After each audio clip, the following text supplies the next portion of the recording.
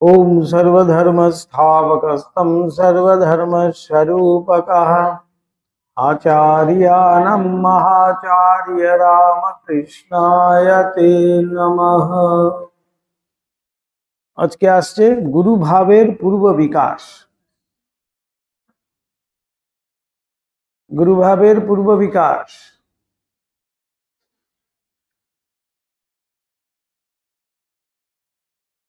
খুব ইম্পর্টেন্ট জায়গাগুলো, এগুলো ঠাকুরের বিশেষ বিশেষ ভাবগুলো, তো সূক্ষ্ম ভাব। অবজানন্তি মাং মূঢ়া মানসিং তনুমাশ্রিতম পরম ভাবম অজানন্ত মম ভূত মহেশ্বরম। গীতা। অনেকে না জেনে সাধারণ মানুষ ভেবে সাধারণ মানুষের মতোই ব্যবহার করে,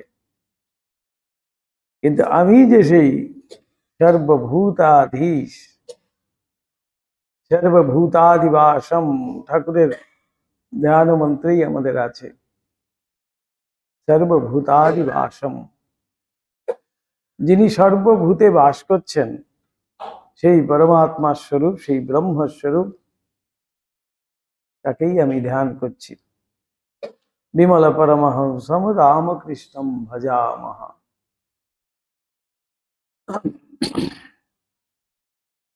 বাল্যাবস্থা হইতেই গুরুভাবের পরিচয় ঠাকুরের জীবনে পাওয়া যায় বিভিন্ন ঘটনার মধ্যে দিয়ে। সেই একেবারে ছোটবেলার শ্রাদ্ধ বাসরে কি একটি পণ্ডিতদের তর্ক বেঁধেছে, ছোট্ট গদাই সেখানে গিয়ে সেই তর্ক সব মিটিয়ে দিলেন। এগুলো আর কিছু নয়, বাল্যাবস্থায় গুরু ভাবেরই কিন্তু বিকাশ বা গুরু ভাবেরই নিদর্শন, এখান থেকেই বোঝা যেত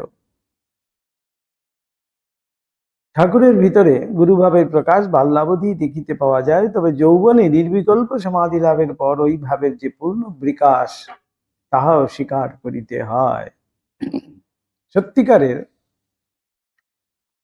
যে তিনি গুরুরূপে আবির্ভূত হচ্ছেন সেই নির্বিকল্প সমাধির পরেই কিন্তু তার মধ্যে সেইটি বেশি করে প্রকাশিত দেখা গেছে। তাও বাল্যাবধি তাহাতে ওই ভাবের প্রকাশ বলাতে কেহ বা মনে করেন আমরা ঠাকুরকে বাড়াইবার জন্য এই কথাটি অতিরঞ্জিত করিয়া বলিতেছি। আমার ছেলে খুব ভালো,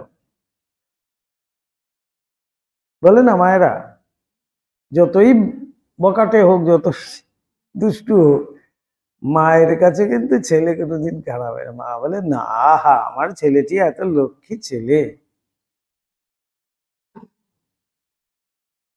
তার মতো আর ছেলে হয় না। সেরকম আমরা ঠাকুরকে বাড়ানোর জন্য হয়তো এইসব বলছি, একেবারে শিশু বয়স থেকেই তার মধ্যে সেই গুরু ভাব দেখা গেছে। এখানেই লীলা প্রসঙ্গকার ভারী সুন্দর করে এইসব প্রশ্ন, এইসব যুক্তি, এইসব তর্ক আসতে পারে তিনি জানেন, সেই কবেকার দেখুন।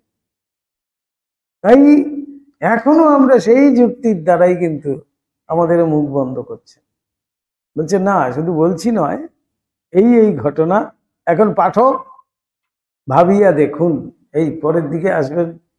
এরকম করে তো লীলা প্রসঙ্গকার লিখছেন, আমাদের সামনে কিন্তু তুলে ধরছেন যুক্তিগুলো, দিয়ে বলছেন এইবার আপনারা ভেবে দেখুন কিভাবে গ্রহণ করবেন সেগুলো।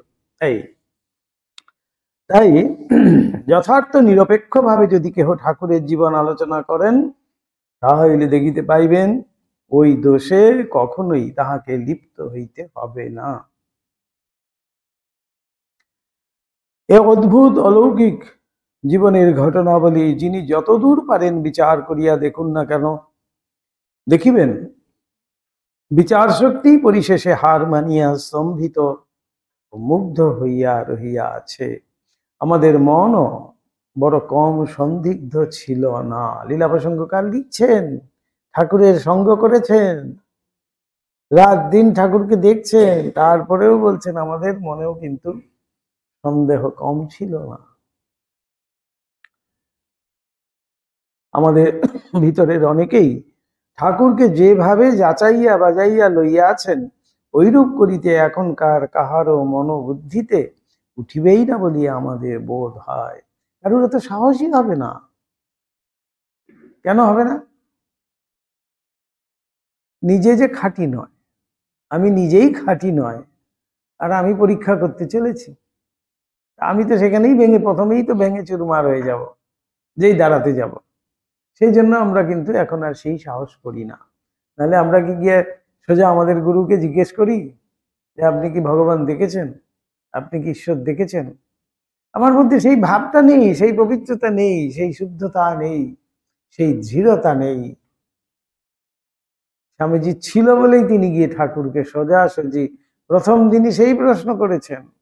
এবং তিনি কিন্তু যতক্ষণ না নিজের মনকে মানিয়েছেন ততক্ষণ পর্যন্ত তিনি যাচাই করেছেন, বিচার করেছেন, পরীক্ষা করেছেন সব। আমার বলছে এখনকার হয়তো কারো মনেও সেরকম কখনো উঠবে না। ওই রূপে ঠাকুরকে সন্দেহ করা এবং পরীক্ষা করিতে যাইয়া নিজেই পরাজিত হইয়া লজ্জায় অধঃপতন হওয়া আমাদের ভিতর কতবার কত লোকেরই ভাগ্যে যে হইয়াছে তাহা বলা যায় না। স্বামীজি প্রত্যেকবার গেছেন পরীক্ষা করতে, প্রত্যেকবার অধঃপতনে ফিরে এসছেন। বলছেন আচ্ছা বেশ, মুদ্রা নাকি ছুঁইতে পারেন না, টাকা নাকি ছুঁতে পারেন না, ঠাকুরের তোষকের তলায় দিয়ে দিয়েছে। ঠাকুর যেই বসতে গেছেন বলছে বৃশ্চিক দংশনের মতো লাফিয়ে উঠলেন। কি ড্রামাটিক সিন আপনি ভাবুন। বাহ, দেখলেই মনে হবে যেন চোখের সামনে দেখছি। ঠাকুর লাফিয়ে উঠেছে, জ্বলে গেল জ্বলে গেল জ্বলে গেল বলে। কিন্তু কেউ তো ঠাকুরকে বলেনি যে এখন এই সিনটি করতে হবে। নরেন কিন্তু টাকা রেখেছে, আপনাকে গিয়ে কিন্তু এখনই লাফিয়ে উঠতে হবে। এখন তো সবই আমাদের শেখানো বোঝানো, যে যেমনটি বলছে তেমনটি আমরা হ্যাঁ বলছি। তাই নরেন্দ্রনাথের বিশ্বাস হলো না বলে নিজে পরীক্ষা করলেন। যখন ঠাকুর কিন্তু খুশি হয়ে সেই টাকা সরিয়ে নিয়ে যাচ্ছে, যখন নরেন্দ্রনাথের উপরে কিন্তু এতটুকু বিরক্ত হননি। ঠাকুর কিন্তু খুশি হয়েছেন, বেশ তো, এরকম বাজিই তো নিতে হয়। যোগানন্দজি দাঁড়িয়েছিলেন, কত সন্দেহ মনে। ঠাকুর বলছেন বেশ তো, ঠাকুর সাধুকে দিনে দেখবি রাত্রি দেখবি তবে তো সাধুকে চিনবি। একটি বারের জন্য সন্দেহ করেছেন, সেখানে দাঁড়িয়ে আছেন। ঠাকুর কোথায় আসছেন, কোথা থেকে আসছেন, দাঁড়িয়ে আছেন। কিন্তু ঠাকুর কি অখুশি হলেন না? তো ঠাকুর বিরক্ত হননি, তাকে তিরস্কারও করেননি যে এখনো সন্দেহ করছিস, আমাকে সন্দেহ করছিস, বলেননি। সেখানে অহংকার, নিজের অহংকার তো বেড়ে যায়। ঠাকুর কিন্তু সেটা প্রশ্রয় দিয়েছেন। কেন? যে নিশ্চয়ই বাজিয়েই তো নিতে হবে, ভক্ত হবি তো বোকা হবি কেন, ঠাকুরের কথা। এই হলো গিয়ে সূত্র। কিন্তু সবাই হার স্বীকার করিয়া লজ্জায় অধঃপতন হওয়া আমাদের ভিতর কতবার কত লোকেরই ভাগ্যে হইয়াছে। শরৎ মহারাজ বলছেন, নিজে দেখছেন। লীলা প্রসঙ্গে ওই বিষয়ে আভাস আমরা পূর্বেই পাঠককে কিঞ্চিত কিঞ্চিত দিয়াছি, পরে আরো অনেক দিতে হইবে। পাঠক তখন নিজেই বুঝিয়া লইবেন। এই শেষে একেবারে বলে দিচ্ছেন, পাঠক তখন নিজেই বুঝিয়া লইবেন।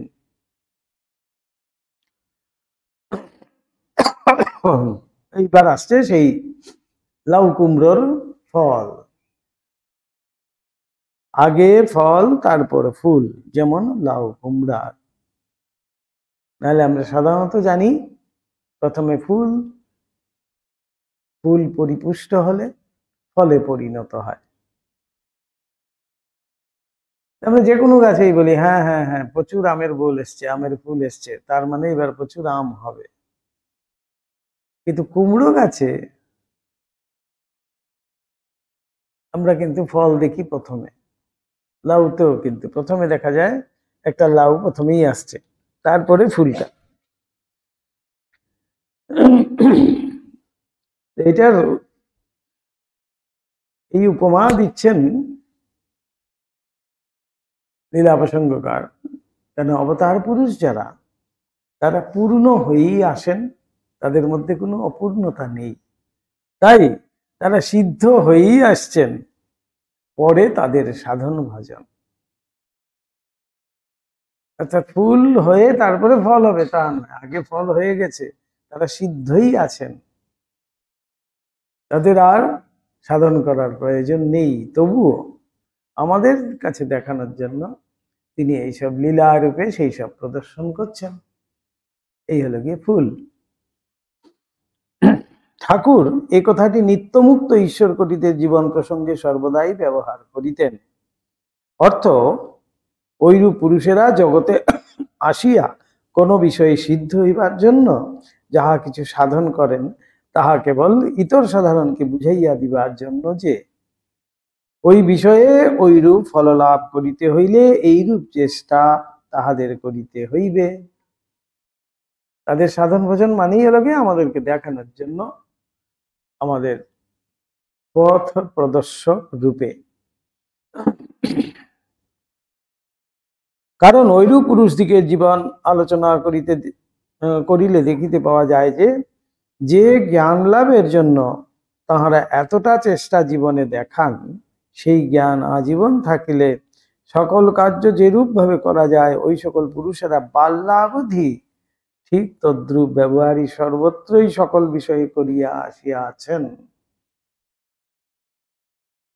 অর্থাৎ তাদেরকে আর সেই সাধনায় সিদ্ধ হওয়ার পরে তাদের মধ্যে থেকে আমরা সেটা দেখতে পাবো সেটা কিন্তু নয়, বাল্যাবধি তাদের মধ্যে সেই শক্তি তাদের কাছে কিন্তু আছেই। শুধু লীলাবিলাসের জন্য, লোককল্যাণ সাধনের জন্য তারাও নিজেরাও কিন্তু সাধন করে দেখিয়ে দেন, যেন ওই জ্ঞান লাভ করিবার ফল তাহারা পূর্ব হইতেই নিজস্ব করিয়া রাখিয়া আছেন। জ্ঞান লাভ আগেই হয়ে গেছে, তবু জ্ঞান স্পৃহা, সিদ্ধ আগেই হয়ে গেছেন, তবু সাধনায় রত। সব জানেন অথচ দেখান তিনি অজ্ঞান। সর্বত্র তিনি যেতে পারেন, তবু তিনি দেখান যে আমি তো কত সসীম, অথচ তিনি সেই অনন্ত স্বরূপ। এই নিত্যমুক্ত দিগের সম্বন্ধেই যখন ওই কথা সত্য, তখন ঈশ্বর অবতারার তো কথাই নাই।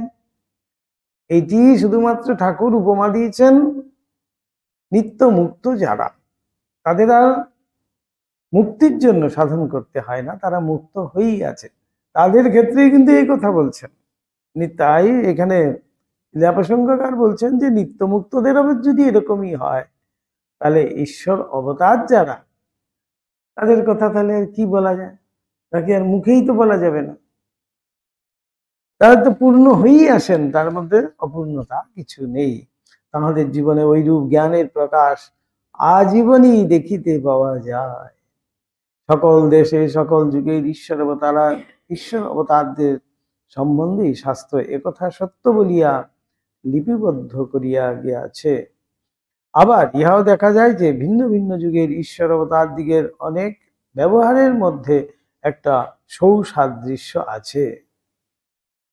সৌসাদৃশ্য তো অবশ্যই থাকবে, ঠাকুর তো বলছেন সব শিয়ালের একরা, এটাই তো সৌসাদৃশ্য। অর্থাৎ একই কথা বলছে বিভিন্ন ভাবে, বিভিন্ন ভাষায়, বিভিন্ন দিক থেকে।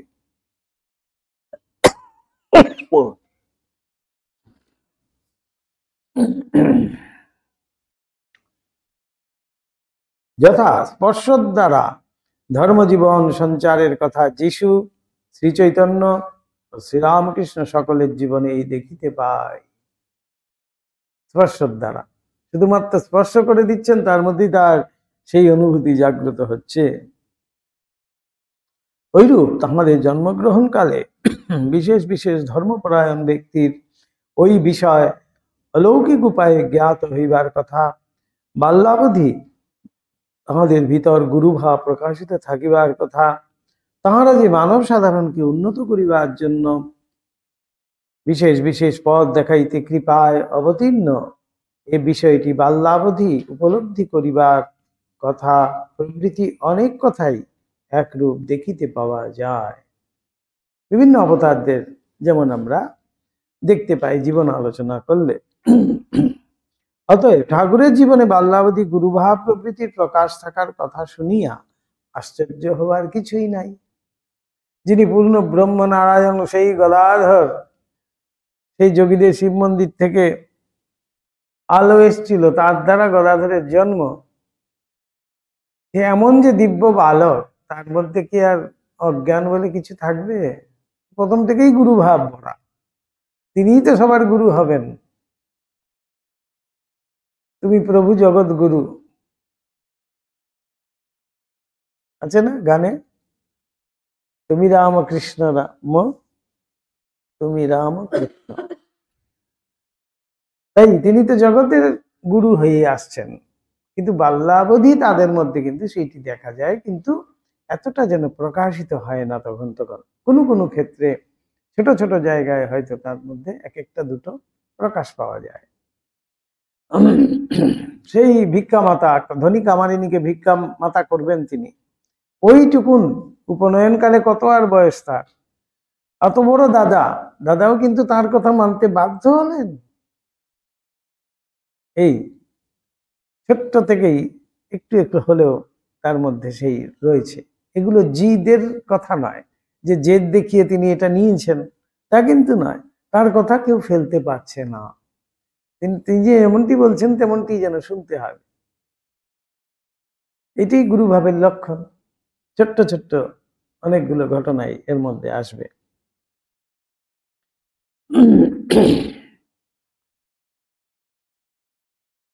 বলছেন তাহলে আমাদের আশ্চর্য হওয়ার কিছুই নেই, যে তার মধ্যে গুরুভাব থাকবে, খুব স্বাভাবিক। তিনি অবতার পুরুষ, তাকে তো আমি মানবই।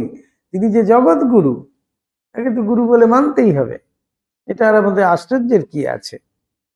কারণ অবতার পুরুষ দিগের থাক বা শ্রেণী একটা পৃথক। সাধারণ মানবের জীবনে ওইরূপ ঘটনা কখনো সম্ভবে না বলিয়া অবতার পুরুষ দিগের জীবনেও ওইরূপ হওয়া অসম্ভব মনে করিলে বিষম ভ্রমে পড়িতে হইবে। বলে মানুষের দ্বারা এটা সম্ভব নয়, কখনোই হতে পারে না। তা বলে অবতার পুরুষদেরও তাই আমি মানুষ ভেবে অজানন্তি মাং মূঢ়া। তাই গীতায় প্রথমেই বলছেন অবজানন্তি মাং মূঢ়া, আমাকে না জেনে সাধারণ মানুষ ভেবেই ভাবছে যে আমার দ্বারা বোধহয় অসম্ভব। কিন্তু অসম্ভব তো নয় কিছুই তার কাছে। তিনি অনন্ত, অসীম, তার মধ্যে কোনো সসীমতাই নেই। তার কাছে হবে না, পারবো না, সম্ভব নয়, এই না কথাটি তার মধ্যে আসছেই না, খাটেই না।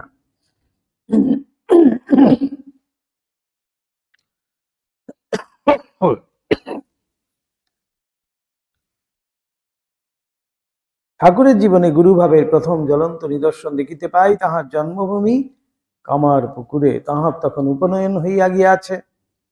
অতএব বয়স 9-10 বৎসর হইবে। গ্রামের জমিদার লাহাবাবুদের বাটিতে শ্রাদ্ধ উপলক্ষে তদঞ্চলের খ্যাতনামা পণ্ডিত বর্গের নিমন্ত্রণ হয়। প্রথমেই যেটা বললাম, এত বড় বড় দিগ্গজ সব পণ্ডিতদের তর্ক বিতর্ক সেখানে চলছে কিনু একটা কথা নিয়ে। সেখানে ছোট্ট বালক 9-10 বছরের গদাধর, সে গিয়ে কিন্তু মিটিয়ে দিলেন। এই তো গুরুভাবের প্রকাশ। তিনি গিয়ে ঠিক বুঝিয়ে দিলেন কথাটার এইভাবে মীমাংসা হয় নাকি, মানে সুন্দর করেই বুঝাচ্ছেন।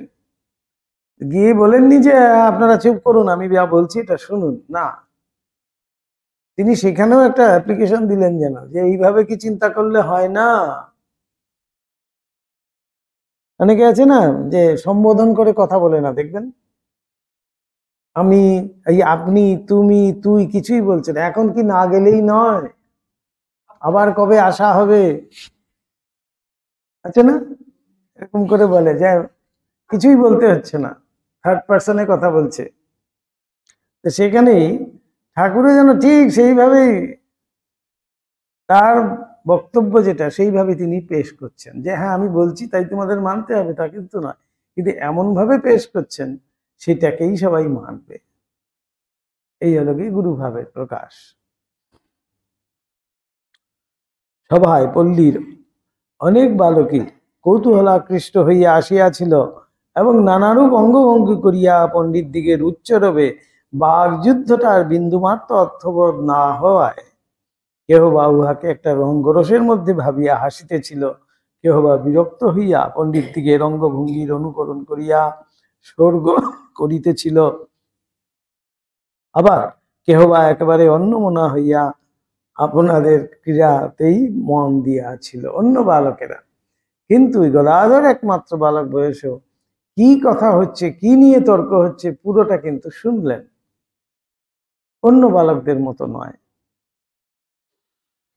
কাজেই এই অপূর্ব বালক যে পণ্ডিত দিকে সকল কথা ধৈর্য সহকারে শুনিয়াছে, বুঝিয়াছে এবং মনে ভাবিয়া একটা সুমীমাংসায় উপনীত হইয়াছে, ইহা ভাবিয়া পণ্ডিতরি প্রথম অবাক হইলেন। তাহার পর নিজের পরিচিত পণ্ডিতদের নিকট গদাধরের মীমাংসার কথা বলিতে লাগিলেন। তাহার পর তাহারা সকলে উহাই ওই বিষয়ের একমাত্র মীমাংসা বুঝিয়া অপরাপর সকল পণ্ডিতকে ওই বিষয় বুঝাইয়া বলিলেন। একেবারে সাথে সাথে সব শুদ্ধ করে দিলেন সবাইকে। তখন ওই প্রশ্নের উহাই যে একমাত্র সমাধান তাহা সকলেই এক বাক্যে স্বীকার করিলেন এবং কাহার তীক্ষ্ণ বুদ্ধি ওই অপূর্ব সমাধান প্রথমে দেখিতে পাইল, তাহারই অনুসন্ধান করিতে লাগিলেন। এবার গদাধরের খোঁজ করতে লাগলেন সবাই, কে বলেছে কে বলেছে। এবং যখন নিশ্চিন্ত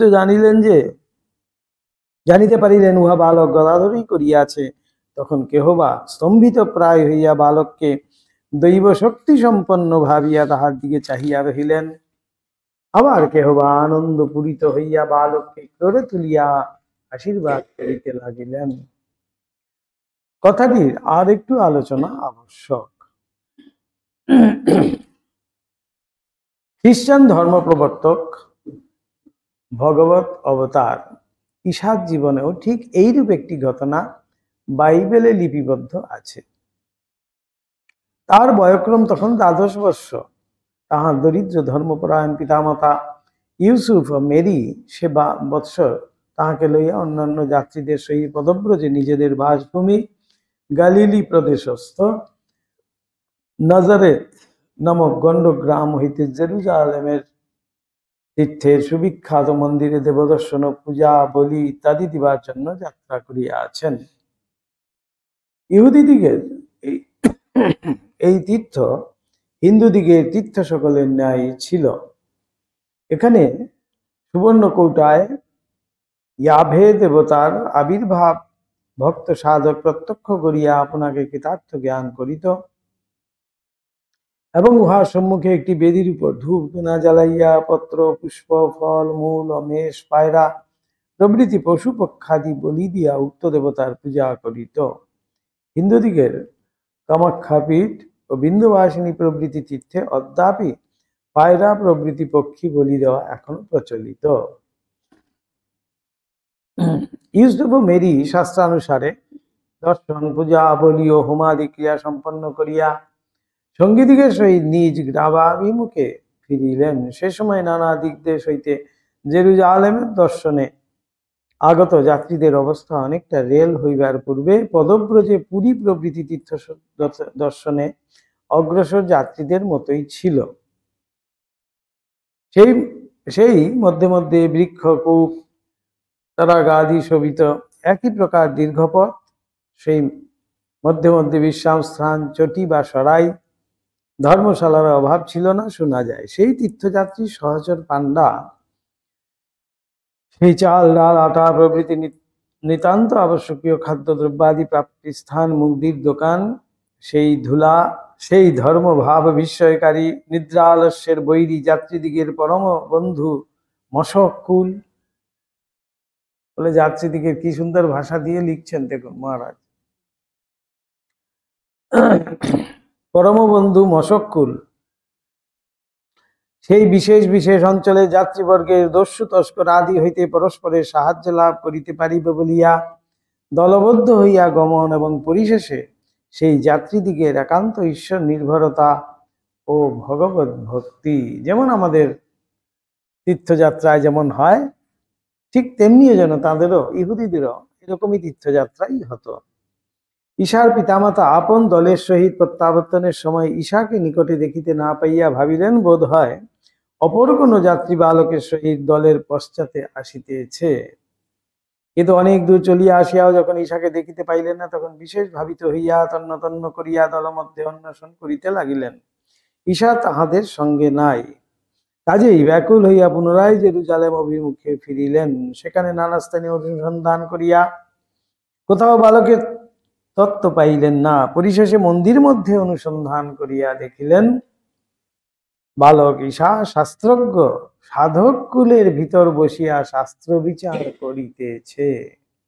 বিশাল পণ্ডিতের মতো সমস্ত পণ্ডিতদের মাঝখানে বসে তিনিও সেই বিচারের যোগ দিয়েছেন। শাস্ত্রের জটিল প্রশ্ন সকলের, যাহা পণ্ডিতেরাও সমাধান করিতে পারিতেছেন না, অপূর্ব ব্যাখ্যা করিয়া সকলকে মোহিত করিতেছে। সেই 12 বৎসর বয়স, দ্বাদশ বর্ষীয় তখন জিসাস। একই লক্ষণ যেন। পণ্ডিত ম্যাক্স মুলার তৎকৃত শ্রীরামকৃষ্ণ জীবনীতে শ্রীরামকৃষ্ণের পূর্বোক্ত বাল্যলীলা সহিত ঈশার বাল্যলীলা সৌসাদৃশ্য পাইয়া ওই বিষয়ে সত্যতার বিশেষ সন্দিহান হইয়াছেন। শুধু তাহাই নয়, একটু কটাক্ষ করিয়াও বলিয়াছেন যে শ্রীরামকৃষ্ণের ইংরাজি বিদ্যা অভিজ্ঞ শিষ্যেরা গুরুর মান বাড়াইবার জন্য ঈশার বাল্যলীলার কথাটি শ্রীরামকৃষ্ণের সহিত ইচ্ছা করিয়াই জুড়িয়া দিয়াছেন। বাড়িয়ে দিয়ে যেমন জুড়িয়ে দেয় সেমনটি করেছে যেন। পণ্ডিত ওই রূপে আপন তীক্ষ্ণ বুদ্ধিমত্তার পরিচয় দিলেও আমরা নাচার, কারণ শ্রীরামকৃষ্ণের ওইরূপ বাল্যলীলার কথা আমরা ঠাকুরের জন্মভূমি কামারপুকুরের অনেক বৃদ্ধের মুখে শুনিয়াছি। অর্থাৎ শুধু শোনা কথাও নয়, যারা দেখেছেন তাদের থেকে শুনেছেন। এবং ঠাকুরও নিজ মুখে বলছেন, কখনো কখনো ওই বিষয়ে আমাদের কাহারো কাহারো নিকট নিজ মুখে বলিয়াছেন। এই পর্যন্ত বলিয়া এখানে ক্ষান্ত থাকা ভালো। ঠাকুরের জীবন আলোচনা করিতে যাইয়া সকলেরই মনে হয় ঠাকুর বিবাহিত হইলেন কেন? এটা একটা বড় প্রশ্ন। তিনি সংসারও করছেন না, কিছুই করছেন না, তাহলে বিবাহ করলেন কেন? স্ত্রীর সহিত যাহার কোনো কালেই শরীর সম্বন্ধ রাখিবার সংকল্প ছিল না, তিনি কেন বিবাহ করিবেন? ইহার কারণ বাস্তবিকই খুঁজিয়া পাওয়া ভার। যদি বলো যৌবনে পদার্পণ করিয়াই ঠাকুর ভগবান ভগবান করিয়া উন্মাদ প্রায় হইলেন বলিয়াই আত্মীয়েরা জোর করিয়া বিবাহ দিলেন, তদুত্তরে আমরা বলি ওটা একটা কথাই নয়। জোর করিয়া একটা ছোট কাজও তাহাকে বাল্যাবধি কেহ করাইতে পারে নাই। ভিক্ষা মাতা পর্যন্ত চেঞ্জ করতে পারেনি, আর বিবাহ করিয়ে দেবে? যে বালক এত বুদ্ধিমান, এত তীক্ষ্ণ, তাকে কিন্তু ওই বুঝিয়ে বাজিয়ে হবে না কিছু।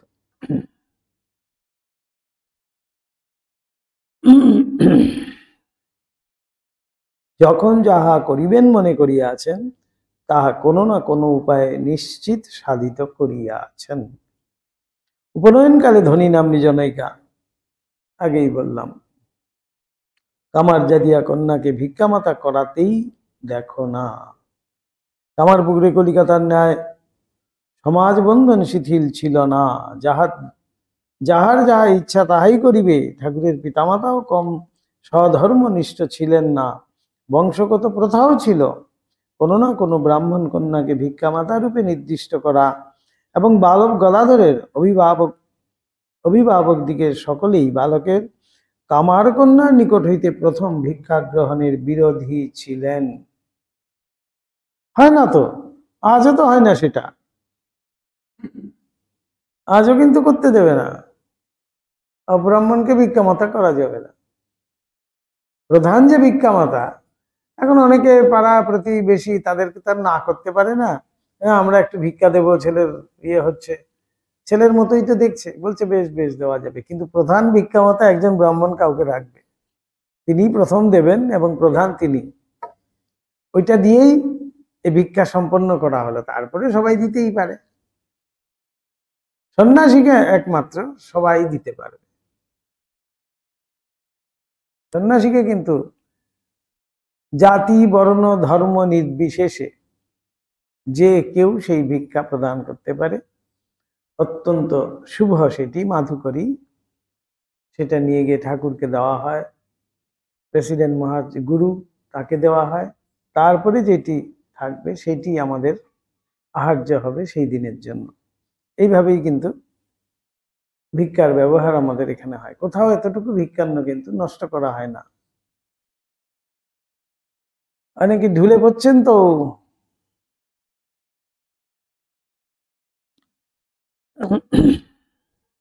তাই তখনকার সময় বলছেন ঠাকুরের যে অভিভাবকরা তারাও কত স্বধর্মনিষ্ঠ ছিলেন, তারপরে সমাজ বন্ধন ছিল, তারপরেও কিন্তু ঠাকুরকে কেউ মানাতে পারেনি। বলছে তিনি কথা দিয়েছেন তোমাকে ভিক্ষামাতা করব আমি, তাই ভিক্ষামাতা করলেন।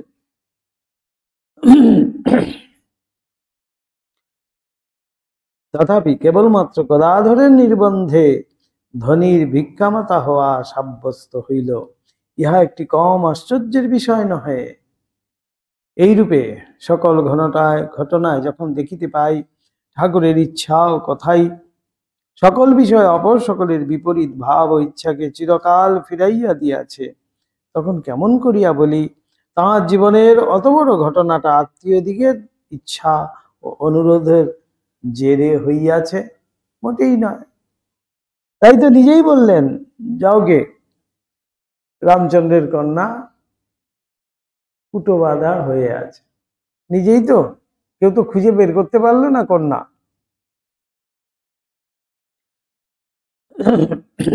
আবার যদি বলো ঈশ্বরের প্রতি অনুরাগের সর্বস্ব ত্যাগের ভাবটা যে ঠাকুরের আজীবন ছিল, এই কথাটা স্বীকার করিবার আবশ্যকতা কি? ওই কথাটা স্বীকার না করিয়া যদি বলো যে মানব সাধারণের ন্যায় ঠাকুরেরও বিবাহাদি করিয়া সংসার সুখ ভোগ করিবার ইচ্ছাটা প্রথম প্রথম ছিল, কিন্তু যৌবনে পদার্পণ করিয়াই তাহার মনের গতির হঠাৎ একটা আমূল পরিবর্তন আসিয়া পড়িল।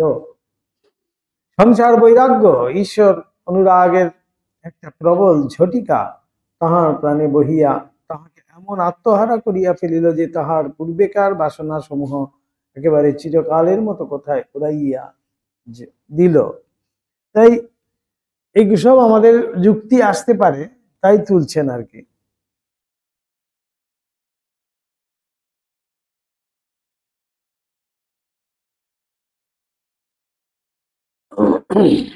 যে এগুলো সমস্ত যুক্তি আসতে পারে।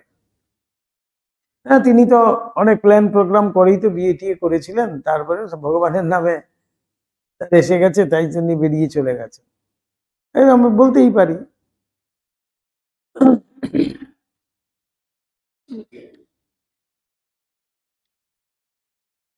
আমরা বলি কথাটি আপাতত বেশ যুক্তিযুক্ত বোধ হইলেও তৎসম্বন্ধে কতকগুলি অখণ্ডনীয় আপত্তি আছে। প্রথম, 24 বছর বয়সে ঠাকুরের বিবাহ হয়, তখন বৈরাগ্যের ঝড় তাহার প্রাণে তুমুল বহিতেছে। আর আজীবন যিনি নিজের জন্য কাহাকেও এতটুকু কষ্ট দিতে কুণ্ঠিত হইতেন, তিনি যে কিছুমাত্র না ভাবিয়া একজন পরের মেয়ের চিরকাল দুঃখ ভোগের সম্ভাবনা বুঝিয়াও ওই কার্যে অগ্রসর হইলেন, ইহা হইতেই পারে না। যার নিজের বলছেন আমার নিজের কাপড়ের ঠিক নাই, ঠাকুর নিজে মুখেই তো বলছেন সেই ছাতার ব্যাপারে বলতে গিয়ে, যে আমার নিজের কাপড়ের ঠিক রাখতে পারি না, তবুও আমিও এত বেসামাল নই। এই একটা একটা করে এখানে যুক্তি দিচ্ছে যে অপরকে তিনি বিনা কারণে কষ্ট দেবেন, তিনি তো সবই ভবিষ্যৎ জানতেন, যাকে তিনি বিবাহ করছেন তার কি ভবিষ্যৎ, কত দুঃখ ভোগ করতে হবে, তাই তিনি অকারণে কাউকে কোনো দুঃখ নাশের জন্যই তো তার আগমন, তিনি কাউকে দুঃখ দেবেন সেটা তো হতেই পারে না, ইহা হইতেই পারে না। দ্বিতীয়, ঠাকুরের জীবনের কোনো ঘটনাই যে নিরর্থক হয় নাই, এ কথা আমরা যতই বিচার করিয়া দেখি ততই বুঝিতে পারি। কোনোটাই কিন্তু নিরর্থক নয়, যা যা করেছেন প্রত্যেকটির একটি কারণ রয়েছে, অর্থ আছে। তৃতীয়, তিনি ইচ্ছা করিয়াই যে বিবাহ করিয়াছিলেন ইহা সুনিশ্চিত। অবশ্যই,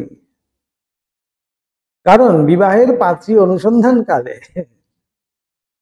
নিজেই বলছেন কুটো বাঁধা হয়ে আছে, যাও। অনুসন্ধানকালে নিজের ভাগিনের হৃদয় ও বাটির অন্যান্য সকলকে বলিয়া দেন যে তাহার বিবাহ জয়রাম বাটি নিবাসী শ্রীযুক্ত রামচন্দ্র মুখোপাধ্যায়ের কন্যার সহিত হইবে, ইহা পূর্ব হইতে স্থির আছে।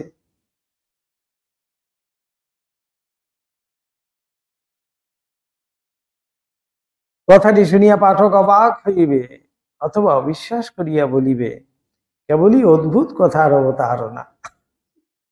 সেই আমাদের কাছে মনে হবে যে দেওর এইসব অদ্ভুত সব যুক্তি দিয়ে আমাদেরকে বুঝিয়ে দিচ্ছে, অবাক হইবে। বিংশ শতাব্দীতে ও সকল কথা কি চলে? এই যুগে, এই মডার্ন যুগে, মানে আধুনিক শিক্ষায় শিক্ষিত আমরা, আমাদেরকে যদি এইসব আদিকালের যুক্তি দেয়, এইসব কি টিকবে? কিন্তু কত প্রাসঙ্গিক দেখুন আজও এই সমস্ত যুক্তি একটা একটা করে যে আমরা চিন্তা করি, তখনই কিন্তু আমাদের সেই বিচার করি যদি আমরা, তাহলে সেই জায়গায় কিন্তু পৌঁছাই যে কি সেই বিশেষত্ব তার মধ্যে। বিংশ শতাব্দীতে সকল কথা কি চলে? তো উত্তরে আমাদের বলিতে হয় তুমি বিশ্বাস করো আর নাই করো বাপু, কিন্তু ঘটনা বাস্তবিকই ওইরূপ হইয়াছিল। তুমি মানো আর না মানো, ঠাকুর এখানে এসেছিলেন, ঠাকুর এখানে জন্মেছিলেন, ঠাকুর এখানে লীলা করে গেছেন। তুমি মানো আর না মানো, তাতে আমার কি এলো গেল? যে মানবে সে বুঝবে।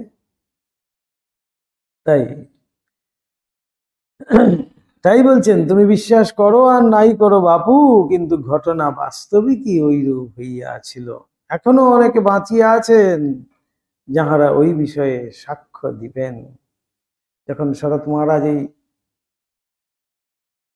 গ্রন্থ প্রকাশ করছেন, গ্রন্থ লিখছেন, তখন বলছেন এখনো অনেকে আছেন যারা স্বচক্ষে সেগুলো দেখেছেন, সেই সাক্ষ্য দিতে পারেন। অনুসন্ধান করিয়া দেখোই না কেন, পাত্রীর অন্বেষণে যখন কোনটি আত্মীয় দিকে এর মনোমত হইতেছিল না, তখন ঠাকুর স্বয়ং বলিয়া দেন অমুক গাঁয়ের অমুক মেয়ের কুটো বেঁধে রাখা আছে, দেখো গে যাও, দেখ গে যা। অতএব বুঝাই যাইতে যে ঠাকুর জানিতে পারিয়াছিলেন তাহার বিবাহ হইবে এবং কথায় কাহার কন্যার সহিত হইবে। তিনি তাহাতে কোনো আপত্তিও করেন নাই। অবশ্য এইরূপ জানিতে পারা তাহার ভাব সমাধিকালেই হইয়াছিল। তবু ঠাকুরের বিবাহ হইবার অর্থ কি? এইবার এত সব যুক্তি দেওয়া হলো আমাদের বুদ্ধির থেকে, এবার শাস্ত্রের কি যুক্তি আছে সেটা ধরছেন। শাস্ত্রজ্ঞ কোনো পাঠক এইবার হয়তো বিরক্ত হইয়া বলিবেন তুমি তো বড় অর্বাচীন হে, সামান্য কথাটা লইয়া এত গোল করিতেছ। শাস্ত্র টাস্ত্র একটু একটু দেখিয়া সাধু মহাপুরুষের জীবনের ঘটনা লিখিতে কলম ধরিতে হয়। শাস্ত্র বলেন, এই সুন্দর মহারাজের উপস্থাপনা দেখুন। একটু একটু করে প্রথমে আমাদের যে যুক্তিগুলো হয় সাধারণ যুক্তি, সেগুলো দেখানো। এবার শাস্ত্রের যুক্তি, কেন বিবাহ করেছিলেন। শাস্ত্র বলেন ঈশ্বর দর্শন বা পূর্ণ জ্ঞান হইলে জীবের সঞ্চিত ও আগামী কর্মের ক্ষয় হয়। অর্থাৎ সেই পরম জ্ঞানে সব কর্মই নাশ হয়ে যায়। অর্থাৎ আমি আর আমাদের রইলাম না, আমি তখন একজন নতুন কেউ, একজন আমার জন্য নতুন ভাবে আমার সৃষ্টি হলো। তাই আমার যে পূর্ব বা আগামী কোনো কর্মই আর আমার থাকছে না, কোনো দোষে আর আমাকে পাচ্ছে না। কেন? আমার মধ্যে সেই জ্ঞান, পূর্ণ জ্ঞান এসে গেছে, অর্থাৎ আমি সেই হয়ে গেছি। তাই বলা হচ্ছে ব্রহ্মবিদ ব্রহ্মৈব ভবতি। ব্রহ্মের আবার আগামী কি, ব্রহ্মের আবার পূর্বে কি, তাই তার মধ্যে আর তার আমৃত্য থাকছে না বলেই কিন্তু তার আর সেই সঞ্চিত বা আগামী কর্মের কিছুই থাকছে না, ক্ষয় হয়।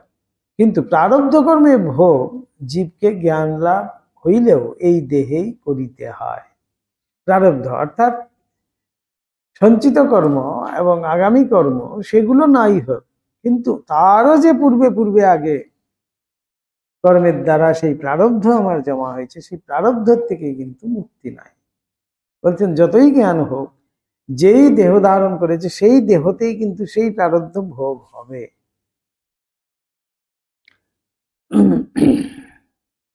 তাই এখানে উপমা দিয়ে ভারী সুন্দর, সেই ব্যাধ তার তুন আছে। তুন মানে এই যে পিঠে যেটা বাঁধা থাকে, যেটার মধ্যে তীরগুলোকে রাখা হয়, সেটাকে বলা হয় তুন।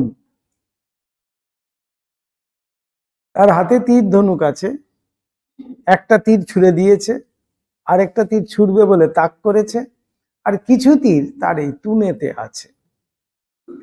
এই তিন রকমের তীর হলো গিয়ে তিন রকমের কর্ম।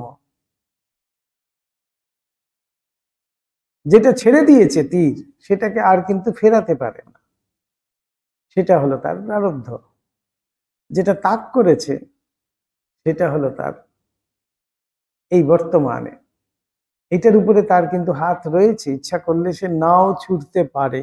কিন্তু যেই তীরটা সে ছুড়ে দিয়েছে লক্ষ্য স্থির করে, সেই লক্ষ্য ভেদও হয়েছে, সুতরাং সেখান থেকে একটি প্রারব্ধ আমার সঞ্চিত হলো, সেই প্রারব্ধ এসে কিন্তু আমার কাছে জমা হবে। তাই ভারী সুন্দর করে এই উপমা দিয়ে বোঝাচ্ছে। আর কিছু আগামী কর্ম, আগামীর জন্য আমার এই তুলে যে সঞ্চিত তীরগুলো আছে আগামী, সেগুলো আমি ইচ্ছা করলে ফেলেও দিতে পারি। কখন ফেলতে পারি? যখন আমার মধ্যে সেই জ্ঞান আসবে, তাহলে আমি তিনটাই ফেলে দিতে পারি। এখানে এটাই বোঝাচ্ছে। একটা ব্যাধের পিঠে বাঁধা তুনে কতকগুলি তীর রহিয়াছে, হাতে একটি তীর এখনই ছুড়িবে বলিয়া লহিয়াছে, আর একটি তীর বৃক্ষ পরি একটি পক্ষীকে লক্ষ্য করিয়া সে এই মাত্র ছুড়িয়া আছে। এই তিন রকম আসছে, দেখুন। এমন সময় ধরো ব্যাধের মনে হঠাৎ বৈরাগ্যের উদয় হইয়া সে ভাবিল আর হিংসা করিবে না। অর্থাৎ সেই মুহূর্তে তার জ্ঞান এসছে যে হাতে যে তীরটা আছে, তখনই সেটার উপরে তার তখনও কন্ট্রোল রয়েছে। তাই যখনই বৈরাগ্যের উৎপন্ন হয়েছে, তখন সেই তীরটাকে তিনি আর ছুড়লেন না। কিন্তু যেটা ছুড়ে দিয়েছেন সেটার উপরে তো আর হাত নেই। সেই বলছেন হিংসা করিবে না। হঠাৎ মনে হলো হাতের তীরটি সে ফেলিয়া দিল,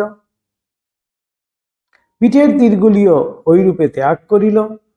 কিন্তু যে তীরটি সে পাখিটাকে লক্ষ্য করিয়া ছুড়িয়া ফেলিয়াছিল, সেটা কি আর ফেরাইতে পারে?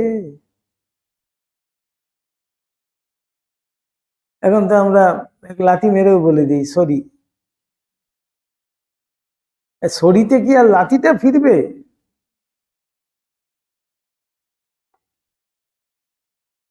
হবে না। যে মেরে তো দিয়েছি, লাথিটা তো লেগেছে রে বাবা, এখন সরি বললে কি হবে? সেটাই ওকে যদি চেপে ধরা হয়, সরি বললে হবে না, তুমি আগে লাথি আপোষ করো। সরি বললে চলবে না, তুমি আগে লাথিটা আপোষ করো, আমাকে যে ধাক্কাটা মারলে সেটা আপোষ করো, নিতে পারো কিনা দেখি, তারপরে দেখবো তুমি দুঃখিত কি খুশি সেটা আমি দেখবো। তাই আমাদের প্রারব্ধ ঠিক সেই রকম। আমরা মনে করছি যা এইবার কি হবে, তো আমরা শুরু করলাম নানান প্রার্থনা, এই দুয়ারে একবার, ওই দুয়ারে একবার, এই তাবিজ একবার, ওই কবজ একবার, এই নানান করছি, কিন্তু করার আগে ভাবছি না। করিয়া ভাবিও না, ভাবিয়া করিও কাজ। এই হলো গিয়ে প্রারব্ধ। যেটা ছুড়িয়া দিয়েছে, যেটা ছুড়িয়া ফেলিয়াছিল, সেটাকে কি আর ফিরাইতে পারে? পিঠের তীরগুলি যেন তাহার জন্ম জন্মান্তরের সঞ্চিত কর্ম, সব জমিয়ে রেখেছিল, সঞ্চিত কর্ম। পিঠের গুলো, হ্যাঁ। আর হাতের তীরটি আগামী কর্ম, এই করতে যাচ্ছিলাম বর্তমানে, বা এই করবো বলে ঠিক করেছি, এটি হলো কি আগামী কর্ম। বা যে কর্ম সকলের ফল সে এইবার ভোগ করিবে। অনেক আগে ফিক্সড ডিপোজিট করে রেখেছে, ফিক্সড ডিপোজিট ম্যাচিওর হয়ে গেছে, ম্যাচিওর হয়ে গেলে ফিক্সড ডিপোজিট তো ঘরে আসছে, অনেক আগে প্ল্যান করেছে, এইবার ভোগ করবে। এই হলো গিয়ে। তাহলে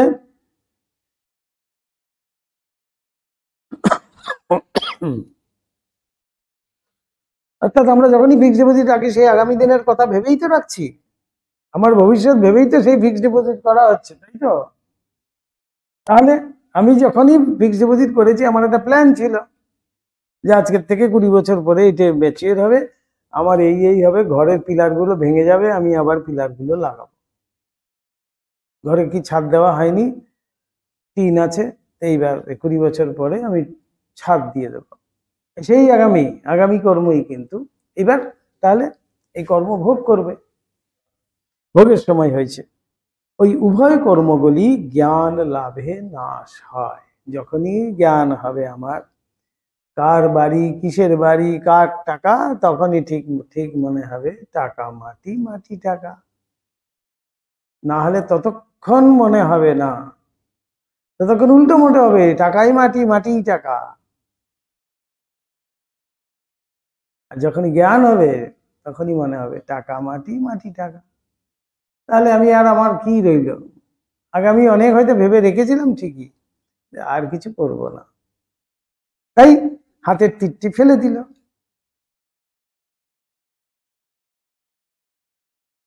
তার থেকে তো আর কর্মভোগের কিছু নেই। তাহলে এই জ্ঞান লাভের পর এটা একমাত্র হতে পারে এগুলো সমস্ত নাশ হয়ে যায়। কিন্তু তাহার প্রারব্ধ কর্মগুলি হইতেছে যে তীরটি সে ছুড়িয়া ফেলিয়াছে তাহার মতো তাহাদের ফল ভোগ করিতে হইবেই হইবে। শ্রীরামকৃষ্ণদেবের ন্যায় মহাপুরুষেরা কেবল প্রারব্ধ কর্ম সকলের ভোগই শরীরে করিয়া থাকেন। যেহেতু মনুষ্য শরীর ধারণ করেছেন, তাই ক্ষুধা, তৃষ্ণা সবই কিছু আছে, সব দেখতে পাচ্ছি, সুস্থতা, অসুস্থতা, আনন্দ, দুঃখ সবই তো তার মধ্যে দেখতে পাচ্ছি, সাধারণ মানুষের যেমন হয়। ওই ফলভোগ অবশ্যম্ভাবী, এবং তাহারা বুঝিতে বা জানিতেও পারেন যে তাহাদের প্রারব্ধ অনুসারে তাহাদের জীবনে কিরূপ ঘটনাবলী আসিয়া উপস্থিত হইবে। কাজেই শ্রীরামকৃষ্ণ দেবের জীবনে, শ্রীরামকৃষ্ণ দেবের ওই রূপে নিজ বিবাহ কোন পাত্রীর সহিত কথায় হইবে তাহা বলিয়া দেওয়াটা কিছু বিচিত্র নহে। তিনি তো সবই জানছেন, তিনি তো দেখতে পাচ্ছেন, অবতার পুরুষ বলে। ওই কথার উত্তরে আমরা বলি, অবশ্য শাস্ত্রজ্ঞান সম্বন্ধে আমরা বাস্তবিকই নিতান্ত অনভিজ্ঞ, কিন্তু যতটুকু দেখিয়াছে তাহাতে যথার্থ জ্ঞানী পুরুষকে প্রারব্ধ কর্ম সকলেরও ফল ভোগ করিতে হয় না, প্রারব্ধও কেটে যায়। মাও বলছেন প্রার্থনা করলে প্রারব্ধও কেটে যায়। কিন্তু যতটুকু দেখিয়াছে তাহাতে যথার্থ জ্ঞানী পুরুষকে প্রারব্ধ কর্ম সকলের ফলভোগ করিতে হয় না, কারণ সুখ দুঃখাদি ভোগ করিবে যে মন, সে মন যে তিনি চিরকালের নিমিত্ত ঈশ্বরে অর্পণ করিয়া আছেন, তাহাতে আর সুখ দুঃখাদির স্থান কথা। কি সূক্ষ্ম দেখুন ভাব, যেই মন দিয়ে আমাদের সেই অনুভূতি আসবে সুখ দুঃখ ইত্যাদি, সেই মনই তো নাই। সেই মনই তো আমি কবেই শ্রী গোবিন্দ চরণে অর্পণ করেছি, তাই তো গোপিনীরা বলতে পেরেছিলেন, তাই ঠাকুর শশধর চূড়ামণিকে বলতে পেরেছিলেন, যেই মন কবে মায়ের কাছে অর্পণ করেছি সেই মনকে আবার এই হাড় মাসের খাঁচায় নিয়ে আসবো। তুমি কেমন পণ্ডিত হে, কত সূক্ষ্ম তাহলে ব্যাপারটা। এই শাস্ত্রের এই জায়গাতে এসে এবার শরৎ মহারাজ বুঝিয়ে দিচ্ছেন তার এই বিবাহ করার কি কারণ।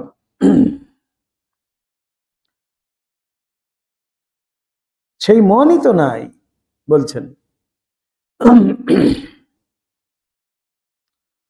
তিনি যদি ইচ্ছা করি অল্প মাত্র আমিত্ব কোনো বিশেষ কারণে যথা পর উপকারাদীন নিমিত্ত রাখিয়া দেন, তবেই তাহার আবার শরীর মনের উপলব্ধি হয় ও সঙ্গে সঙ্গে প্রারব্ধ কর্মের ভোগ হয়। যখনই নিজের এই আমির মধ্যে শরীরের মধ্যে মনটাকে নামিয়ে আসবে, তখনই কিন্তু আবার সেই প্রারব্ধ এসে তার কাছেও জুটবে। যেই মুহূর্তে মন থাকছে না, সেই মুহূর্তে কিন্তু আমিত্বে আর কি থাকছে না, আমির মধ্যে মনটি থাকছে না, সেই মুহূর্তে কিন্তু সে মুক্ত, তার আর প্রারব্ধ কিছুই কিন্তু আসছে না। কিন্তু যখনই সে আমিতে আনবে মনটাকে, তখনই কিন্তু আবার প্রারব্ধ এসেও জুটে যাবে। তাই বলছেন প্রারব্ধ তখনই কিন্তু উপস্থিত হয়।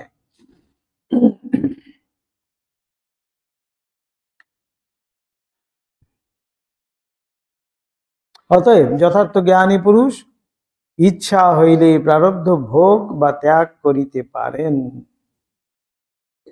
এই প্রারব্ধ কর্ম পর্যন্ত জ্ঞানী যারা, তাদের বশে হয়ে যায়। তিনি ইচ্ছা করলে সেই প্রারব্ধ ভোগ করতেও পারেন, ইচ্ছা করলে ভোগ নাও করতে পারেন।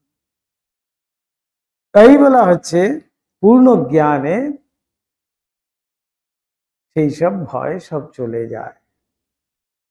এই তিনটি তার তখন চলে যাচ্ছে, নাশ হয়ে গেল।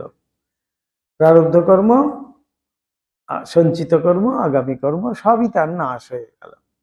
তখনই সে মুক্ত। তাকেই বলছেন, এখানে বলছেন অতএব যথার্থ জ্ঞানী পুরুষ ইচ্ছা হইলে প্রারব্ধ ভোগ বা ত্যাগ করিতে পারেন, তাহাদের ঐরূপ ক্ষমতা আসিয়া উপস্থিত হয়। সেই জন্যই তাহাদিগকে লোকজিৎ, মৃত্যুঞ্জয়, সর্বজ্ঞ ইত্যাদি নামে অভিহিত করা হয়। সর্বজ্ঞ, সর্বজ্ঞতা ঈশ্বরীয় ভাব, একটি ঈশ্বরের একটা ঐশ্বর্য, সর্বজ্ঞতা। তিনি সর্বজ্ঞ, তিনি জানেন না এমন কিছুই নাই, কিন্তু তিনি দেখেন না এমন কিছুই কিন্তু নেই, তিনি সব জানেন কোথায় কি চলেছে, সর্বজ্ঞ।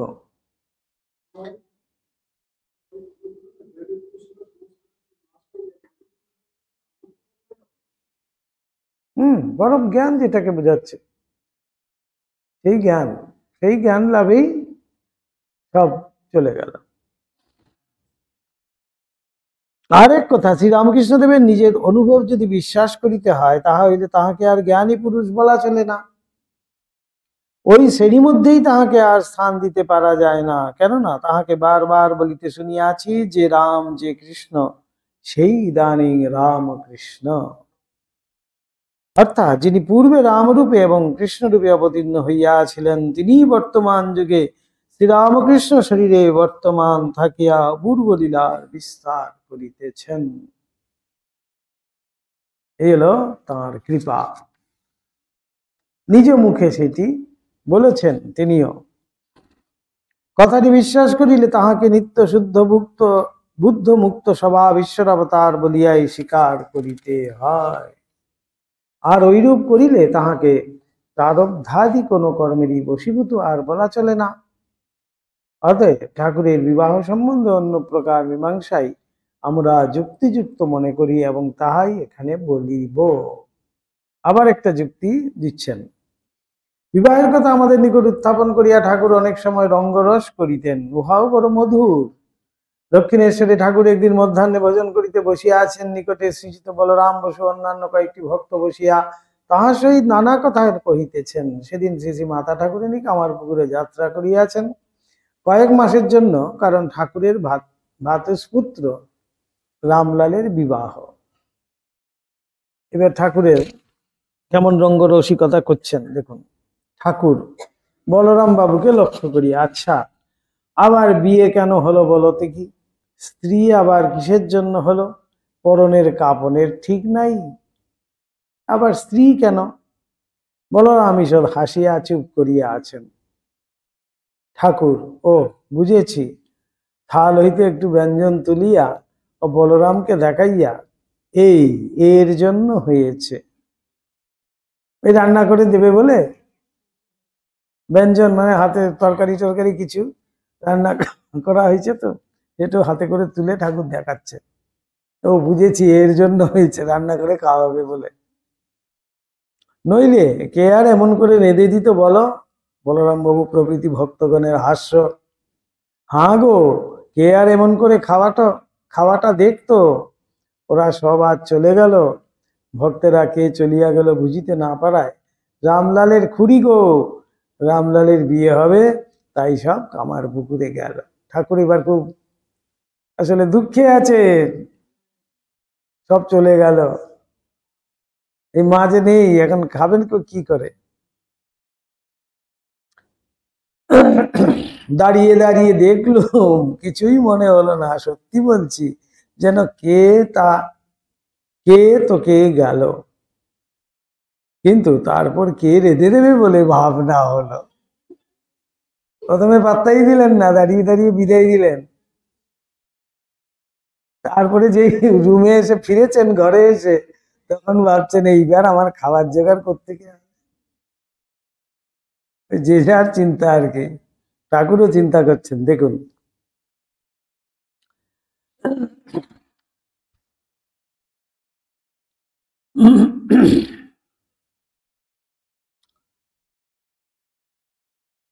কি জানো, সব রকম খাওয়া তো আর পেটে সয় না, আর সব সময় খাওয়ার হুঁশও থাকে না।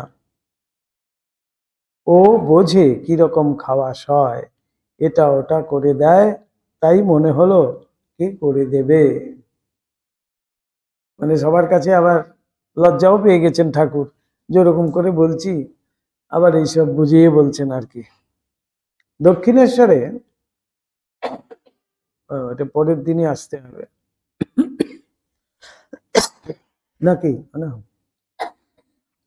দক্ষিণেশ্বরে ঠাকুর একদিন বিবাহের কথা উত্থাপন করিয়া বলেন, বিয়ে করতে কেন হয় জানিস? ব্রাহ্মণ শরীরে 10 রকম সংস্কার আছে, বিবাহ তারই মধ্যে একটা। ওই 10 রকম সংস্কার হলে তবে আচার্য হওয়া যায়।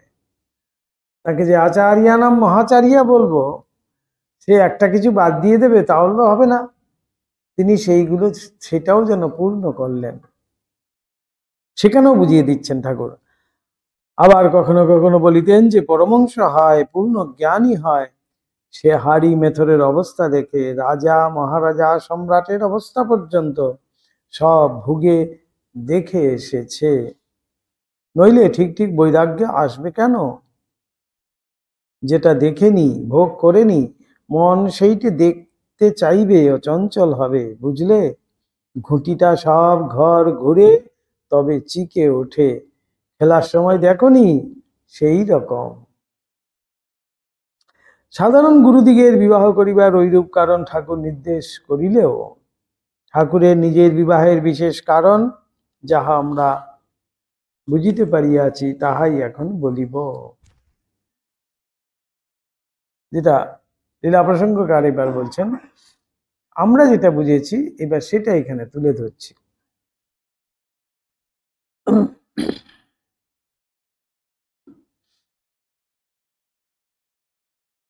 বিবাহটা ভোগের জন্য নয়, এ কথা শাস্ত্র আমাদের প্রতি পদে শিক্ষা দিতেছেন। ঈশ্বরের সৃষ্টি রক্ষার নিয়ম প্রতিপালন ও গুণবান পুত্র উৎপাদন করিয়া সমাজের কল্যাণ সাধন করাই হিন্দুর বিবাহরূপ কর্মটার উদ্দেশ্য হওয়া উচিত। শাস্ত্র বারবার এই কথাই আমাদের বলিয়া দিতেছেন, তবে কি উহাতে তাহার নিজ স্বার্থ কিছুমাত্র থাকিবে না? শাস্ত্র এইরূপ অসম্ভব কথা বলেন না, তাহা নহে। শাস্ত্রকার ঋষিগণ দুর্বল মানব চরিত্রের অন্তঃস্থল পর্যন্ত দেখিয়াই বুঝিয়াছিলেন যে দুর্বল মানব স্বার্থ ভিন্ন এ জগতে আর কোনো কথাই বোঝে না, লাভ লস্কার না খতাইয়া অতি সামান্য কার্যে অগ্রসর হয় না। শাস্ত্রকার ওই কথা বুঝিয়াও যে পূর্বোক্ত আদেশ করিয়াছেন, তাহার কারণ তিনি এই কথাও বুঝিয়াছেন যে ওই স্বার্থটাকে যদি একটা মহান উদ্দেশ্যের সহিত সর্বদা জড়িত রাখিতে পারায় তবেই মঙ্গল।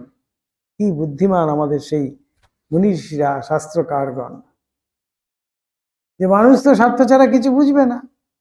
তো ওই স্বার্থটাকেই যদি আমি উদ্দেশ্য করে ফেলি, তাহলে সেখান থেকে একটা মহান কার্য হতে পারে। কিরকম? সেই সংসার করব, সেখানে উৎকৃষ্ট পুত্র হবে, সেই পুত্রকে সুশিক্ষিত করে সেই পুত্রকে একজন মহামূল্যবান রত্নরূপে আমি সেই সমাজে উপহার দেব। অর্থাৎ আরো 10 জনকে যাতে সে দেখতে পারে, বহুজন হিতায় বহুজন সুখায়, সেই ছেলেকে আমি যেন সমাজকে উপহার দেব। সেই স্বার্থ থেকেই কিন্তু আমার ছেলেকে আমিই তো বড় করব, আমিই তো সুশিক্ষায় শিক্ষিত করব, কিন্তু উদ্দেশ্যটা কিন্তু এখানে স্বার্থান্বেষী হলেও আমি শুধু আমার ছেলের কথাই ভাবছি, এখানে স্বার্থ সিদ্ধি হচ্ছে আমার ঠিকই, কিন্তু স্বার্থটা, উদ্দেশ্য হলো অনেক মহান। সেইখানেই যে এত সুন্দর সেই শাস্ত্রজ্ঞ যারা মুনি ঋষিরা, তারা সেই জন্যই সেটা শাস্ত্রসম্মত করলেন।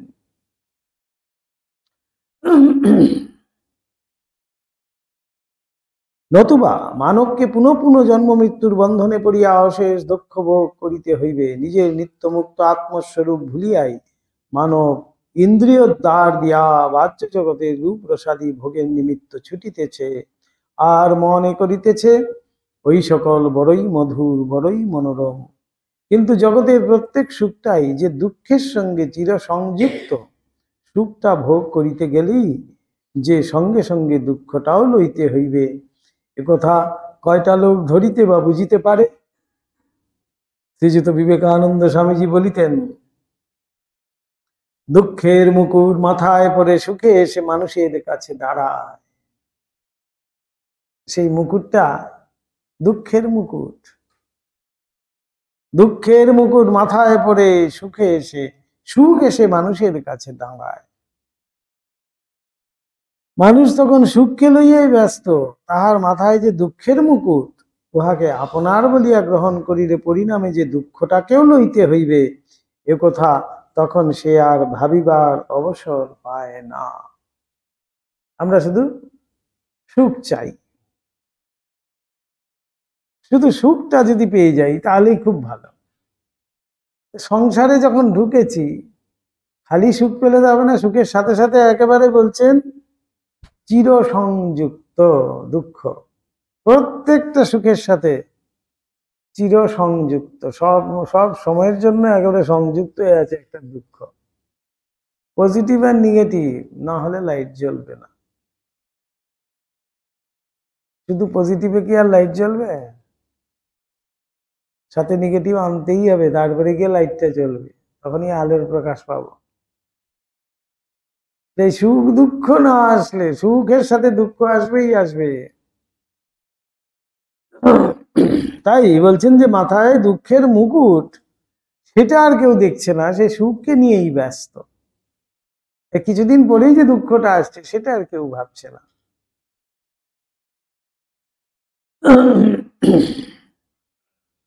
পরিণামে সে দুঃখটাকেও লইতে হইবে, একথা তখন সে আর ভাবিবার অবসর পায় না। শাস্ত্র সেজন্য তাহাকে ওই কথা স্মরণ করাইয়া দিয়া বলেন, ওরে, সুখ লাভটাই নিজের স্বার্থ, একথা মনে করিস কেন? সুখ বা দুঃখের একটা লইতে গেলে যে অপরটাকেও লইতে হইবে। স্বার্থটাকে একটু উচ্চ সুরে বাঁধিয়া ভাবনা যে সুখটাও আমার শিক্ষক, দুঃখটাও আমার শিক্ষক, আর যাহাতে ওই দুইয়ের হস্ত হইতে চিরকালের নিমিত্ত পরিত্রাণ পাওয়া যায়, তাহাই আমার স্বার্থ জীবনের উদ্দেশ্য। অতএব বুঝা যাইতেছে, বিবাহিত জীবনে বিচার সংযুক্ত ভোগের দ্বারা এবং সুখ দুঃখপূর্ণ নানা অবশ্যম্ভাবী অবস্থার অনুভবের দ্বারা ক্ষণভঙ্গুর সংসারের সকল আপাত সুখের উপর বিরক্ত হইয়া যাহাতে জীব ঈশ্বরের প্রতি অনুরাগে পূর্ণ হয় এবং তাহাকেই সারাৎ সার জানিয়া তাহার দর্শন লাভের দিকে মহোৎসাহে অগ্রসর হয়, ইহা শিক্ষা দেওয়াই শাস্ত্রকারের উদ্দেশ্য। তাই ঠাকুর বলছেন, যে যেখানে আছো সেইখান থেকেই তোমার যাত্রা শুরু হতে পারে। যে যেখানে আছো, কেউ সংসারে আছো, কেউ সংসারের বাইরে আছো, যে যেভাবে পারছো সেইখান থেকেই তুমি লেগে পড়ো। তাই শাস্ত্র আমাদের কিন্তু সেইভাবেই বলছেন, বিচার করিতে করিতে সংসারের কোন বিষয়টা ভোগ করিতে যাইলেই যেন মন ওই বিষয় ত্যাগ করিবে, এ কথা নিশ্চিত। এজন্যই ঠাকুর বলিতেন, ওরে সদসৎ বিচার চাই। কোনটা সৎ, কোনটা অসৎ, কোনটা নিত্য, কোনটা অনিত্য, এই বিচার সর্বদা বিচার করে মনকে বলতে হয় যে মন, তুমি এই জিনিসটা ভোগ করবে, এটা খাবে, ওটা পড়বে বলে ব্যস্ত হচ্ছ, কিন্তু যে পঞ্চভূতে আলু পটল চাল ডাল ইত্যাদি তৈরি হয়েছে, সেই পঞ্চভূতেই আবার সন্দেশ রসগোল্লা ইত্যাদি তৈরি হয়েছে।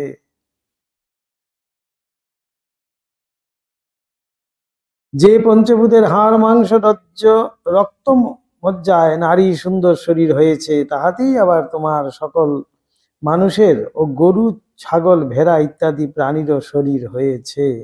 তবে কেন ওগুলো পাওয়ার জন্য এত হাই ফাই করো? ওতে তো আর সচ্চিদানন্দ লাভ হবে না। তাতেও যদি না মানে, তো বিচার করতে করতে দুই একবার ভোগ করে সেটাকে ত্যাগ করতে হয়।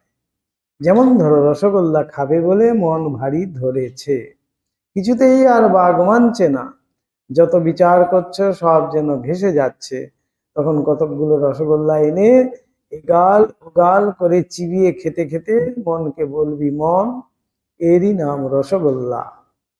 এও আলু পটলের মতো পঞ্চভূতের বিকারে তৈয়ারি হয়েছে, এও খেলে শরীরে গিয়ে রক্ত মাংস মল মূত্র হবে, যতক্ষণ গালে আছে ততক্ষণই এটা মিষ্টি, গলার নিচে নামলে আর ওই আস্বাদের কথা মনে থাকবে না।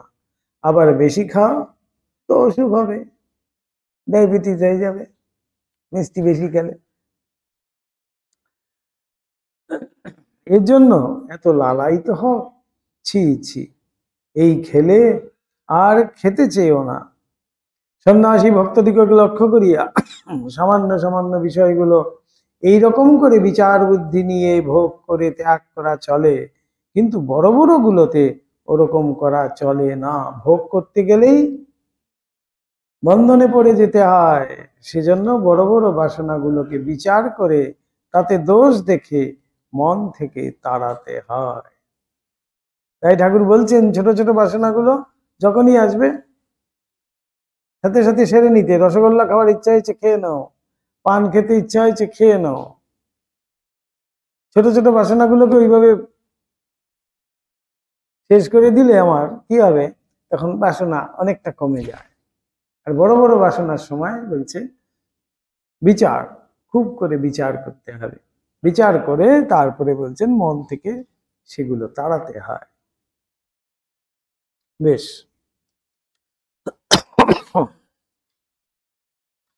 ओम निरंजनम नित्यम अनंतरूपम भक्तानुकंपाधृत विग्रहं वै ईशावतारं परमेशमित्यं तं रामकृष्णं शिरसा नमामः।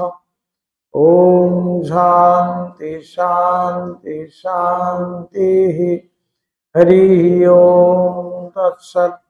श्री रामकृष्णार्पणमस्तु।